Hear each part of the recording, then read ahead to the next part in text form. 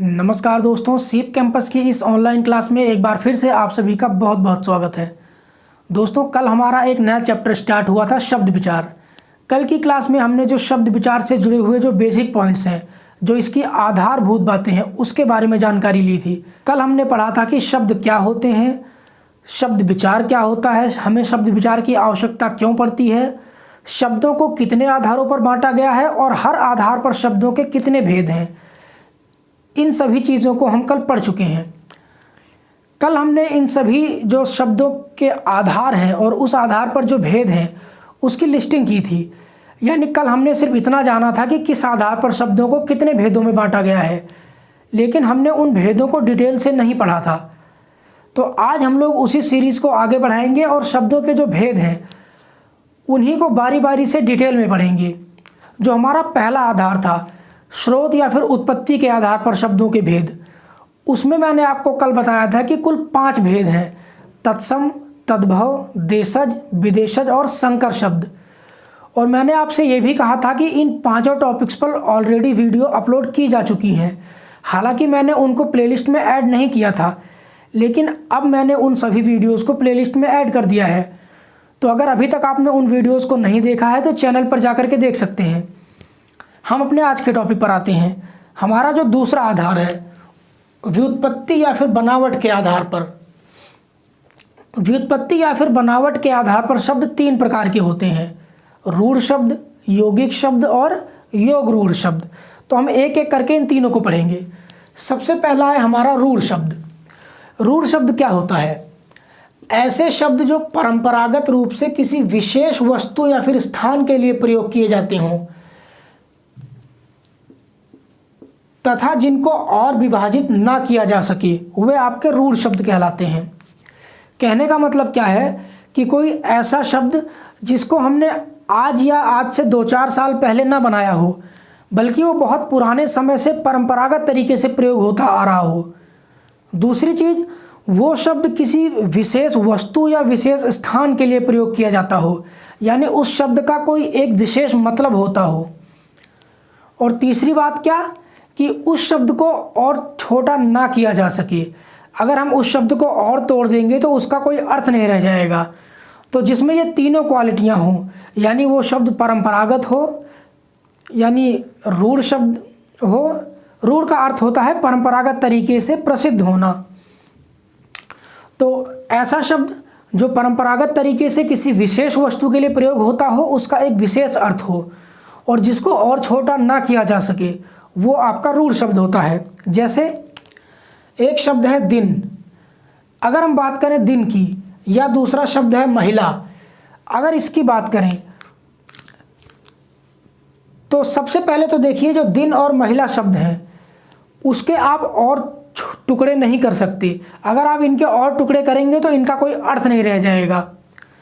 दूसरी चीज़, ये जो दिन शब्द है या जो महिला शब्द है, ये किसी विशेष व्यक्ति या फिर विशेष वस्तु और स्थान के लिए प्रयोग होता है। जैसे महिला है, महिला जो है इंसानों में एक विशेष प्रजाति के लिए प्रयोग किया जाता है। तो इन सभी शब्दों का अपना एक अर्थ है, एक विशेष अर्थ है, और ये और छोटे नहीं हो सकते। तो ये रूढ़ शब्द हैं।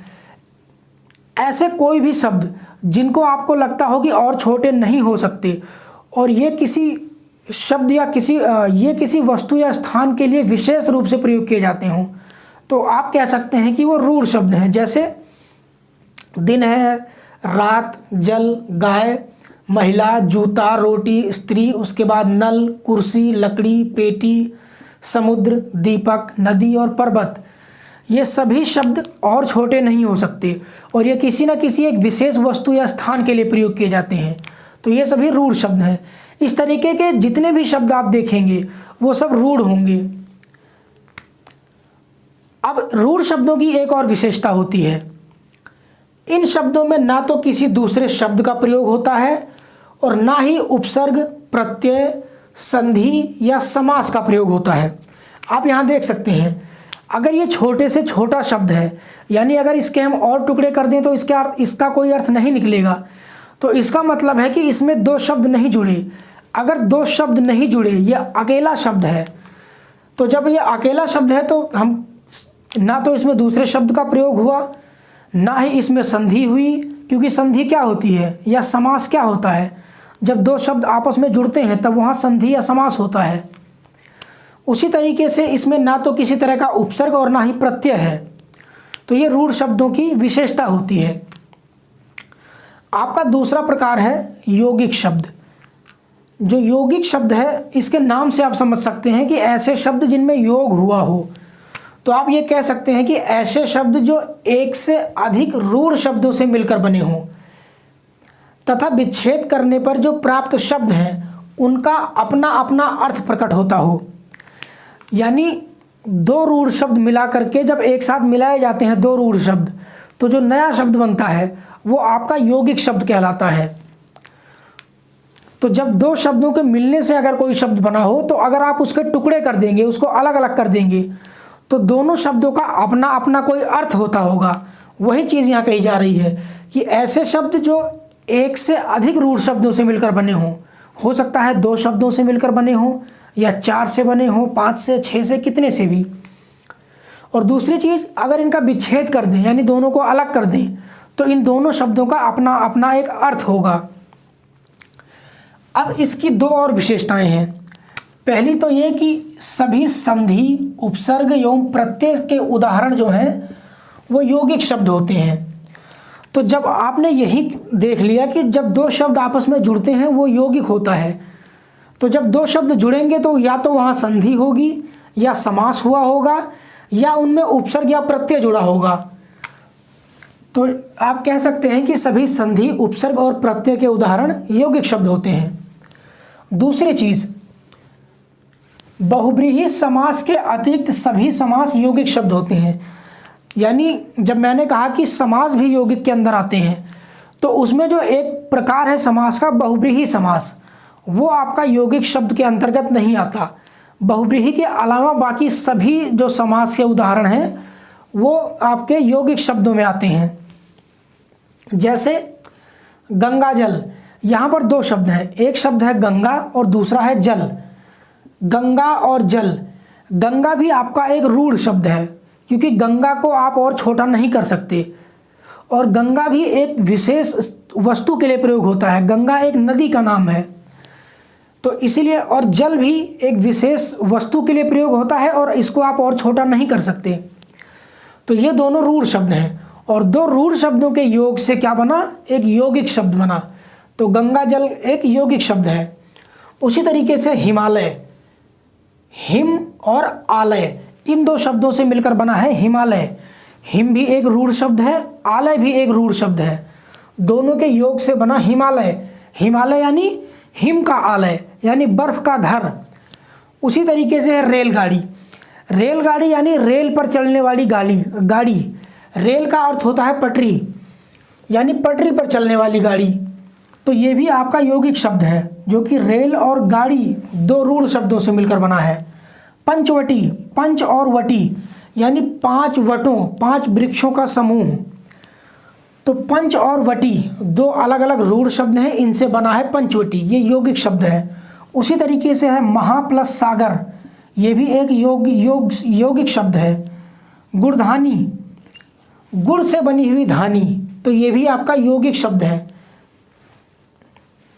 जलधारा, जल की धारा, जल और धारा से मिलकर बना हुआ शब्द है।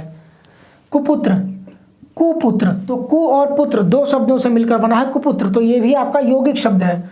उसी तरीके से दोपहर, दो और पहर। विद्यालय, विद्या और आलय से मिलकर बना है विद्यालय, तो ये सभी शब्द दो दो शब्दों से मिलकर के बने हुए हैं, इसलिए ये यौगिक शब्द हैं। और इन सभी शब्दों में किसी में संधि का प्रयोग हुआ है तो किसी में समास का। उसके बाद आपका जो तीसरा प्रकार है वो है योग रूढ़ शब्द। योग रूढ़ शब्द को अगर आप ध्यान से देखेंगे तो यहाँ पर दो शब्द जुड़े हुए हैं, योग और रूढ़। यानी योग रूढ़ शब्दों में योग भी होगा और ये रूढ़ भी होंगे, यानी दो शब्द आपस में मिलेंगे तो योग होगा और ये रूढ़ भी होगा। रूढ़ यानी एक विशेष अर्थ भी देंगे। चलिए अभी मैं आपको और समझाऊंगा। देखिए, ऐसे शब्द जो यौगिक तो हों परंतु उनका अर्थ रूढ़ हो जाता है। अर्थात जब यौगिक शब्द सामान्य अर्थ ना दे करके एक विशेष अर्थ प्रदान करने लगते हैं तब वे आपके योग रूढ़ कहलाते हैं। ये तो बात है लिखने की कि आपको अगर लिखना हो तो क्या लिखेंगे। अब थोड़ा सा और समझते हैं, या चलिए एक पॉइंट और देखेंगे, उसके बाद उदाहरण के माध्यम से समझेंगे। तो योग रूढ़ शब्द की एक विशेषता होती है कि सभी बहुब्रीहि समास के उदाहरण योग रूढ़ शब्द में आते हैं। ऊपर आपने देखा था यौगिक शब्दों में कि सभी प्रकार के संधि, समास, प्रत्यय और उपसर्ग के उदाहरण यौगिक शब्द हैं, लेकिन समास में बहुब्रीहि समास जो है वो आपका यौगिक शब्दों में नहीं आता। तो बहुब्रीहि समास आपका योग रूढ़ शब्दों में आता है। अब देखिए कि योग रूढ़ शब्द क्या होता है। यहाँ हमने देखा यौगिक शब्दों को। यौगिक शब्द क्या थे? जब दो रूढ़ शब्द आपस में मिले, उनका योग हुआ और जो उसका अर्थ है वो अर्थ भी वही रहा जो पहले दोनों शब्दों का था। जैसे गुड़ और धानी, गुड़ गुड़ होता है और धानी धानी होती है। इन दोनों के जब इन दोनों का योग हुआ तब बना गुड़ धानी और इसका अर्थ निकला गुड़ की धानी। यानी जो अर्थ पहले था वही अब भी है। गंगा और जल, गंगा का अपना एक अर्थ है, जल का अपना एक अर्थ है, दोनों को मिलाया बना गंगा जल। अब गंगा जल का भी वही अर्थ है जो गंगा और जल का अलग अलग था, यानी गंगा का जल। तो यहाँ पर अर्थ नहीं बदल रहा, अर्थ वही है जो पहले दोनों अलग अलग शब्दों का था। लेकिन योग रूढ़ में क्या होगा कि दो शब्द मिलकर के योग तो बनाएंगे, लेकिन योग होने के बाद जो नया शब्द बनेगा उसका अर्थ बिल्कुल अलग हो जाएगा, कोई तीसरा अर्थ निकल जाएगा। जैसे देखिए नीलकंठ दो शब्दों से मिलकर बना है, नील और कंठ। इसका अर्थ है नीला और कंठ का अर्थ है कंठ यानी गला। नीला कंठ यानी नीला गला। तो आप यहाँ ये लिख सकते हैं नीलकंठ यानी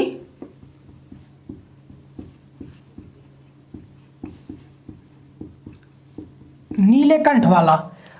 तो नील का मतलब नीला, कंठ का मतलब गला, तो अर्थ होना चाहिए था नीले गले वाला या फिर नीला गला।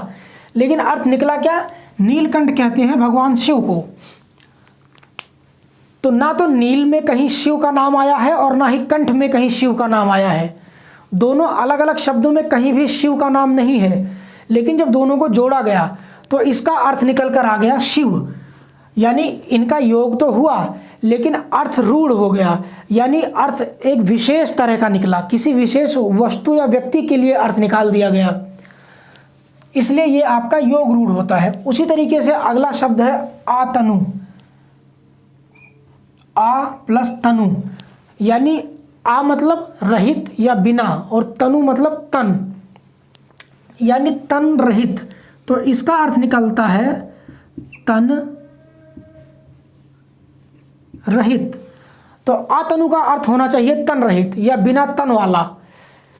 अगर इसका अर्थ होता बिना तन वाला तब तो ये यौगिक शब्द हो जाता, क्योंकि आ का मतलब बिना और तन मतलब तन, तो बिना तन वाला।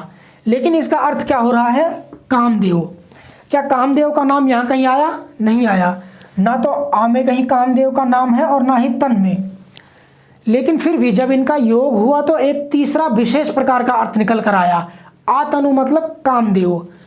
तो चूंकि ये एक विशेष अर्थ दे रहा है, जुड़ने के बाद एक तीसरा अर्थ दे रहा है जिसका बाकी के दोनों शब्दों से कोई लेना देना नहीं है, इसलिए ये भी आपका योग रूढ़ शब्द है। शब्दों का योग हुआ लेकिन अर्थ रूढ़ हो गया, यानी अर्थ एक अलग विशेष प्रकार का अर्थ हो गया। उसी तरीके से है अनंग। आ प्लस अंग, अन प्लस अंग। अन मतलब रहित या बिना, अंग मतलब अंग, यानी बिना अंग वाला, बिना अंग वाला या फिर अंग रहित। तो अनंग का अर्थ होना चाहिए था बिना अंग वाला, लेकिन अर्थ निकल कर आया कामदेव। तो अनंग में भी कामदेव का कहीं नाम नहीं है, लेकिन फिर भी जब दोनों शब्द जुड़े तो इसका एक तीसरा अर्थ निकला, तो ये भी आपका योग रूढ़ शब्द है। उसी तरह से आपका चौथा शब्द है पंकज। पंकज दो शब्दों से मिलकर बना है, पंक और जा। पंक का अर्थ है आपका कीचड़ और जा का अर्थ होता है जन्म लेने वाला। तो पंकज का अर्थ होना चाहिए था कोई ऐसी वस्तु जिसने कीचड़ में जन्म लिया हो। तो यहाँ आप कह सकते हैं कि हर वो वस्तु जो कीचड़ में जन्म लेती हो, जो कीचड़ से उत्पन्न हुई हो, वो पंकज होती है। लेकिन क्या हम हर वस्तु को पंकज थोड़ी कहते हैं। पंकज का अर्थ होता है कमल। तो जहाँ तक बात की जाए पंक और जा की, तो ना तो कीचड़ से कमल के अर्थ का कोई लेना देना है और ना ही जन्म से कमल का अर्थ निकलता है। लेकिन फिर भी जब कीचड़ और जन्म को इकट्ठा किया गया, यानी पंक और जा को, तब एक विशेष अर्थ निकाला गया, कमल। अगर आप पंकज कहेंगे तो उसका सिर्फ एक ही अर्थ होगा, कमल। हर वो वस्तु जो कीचड़ से जन्मी हो उसको कमल नहीं, पंकज नहीं कहेंगे। तो शब्दों का तो योग हो गया, लेकिन अर्थ इसका रूढ़ हो गया, यानी एक विशेष प्रकार का अर्थ निकला, एक तीसरा अर्थ निकलकर सामने आ गया। इसलिए ये आपका रूढ़, योग रूढ़ शब्द है। तो अब आप समझ गए होंगे, रूढ़ शब्द एक ऐसा शब्द जो सिंगल हो, यानी जिसमें एक से अधिक शब्दों को ना मिलाया गया हो और जिसका एक विशेष अर्थ होता हो। यौगिक शब्द जिसमें एक से अधिक शब्दों को मिलाया गया हो और उसका अर्थ वही निकलता हो जो दोनों अलग अलग शब्दों का था। लेकिन जो योग रूढ़ शब्द हैं वो क्या होते हैं, दो शब्दों को मिलाया जाएगा, उनका योग किया जाएगा, लेकिन जो अर्थ है वो कोई तीसरा, कोई विशेष अर्थ निकलेगा जिसका बाकी के दोनों शब्दों से कोई लेना देना नहीं होगा। ये होते हैं आपके योग रूढ़ शब्द। तो हमने जो दूसरा प्रकार था व्युत्पत्ति या बनावट के आधार पर, उसको समाप्त कर लिया है। अब हम लोग अगली क्लास में जो तीसरा आधार है उसको पढ़ेंगे। तो आज की क्लास को यहीं समाप्त करते हैं, मिलेंगे अगली क्लास में। नमस्कार।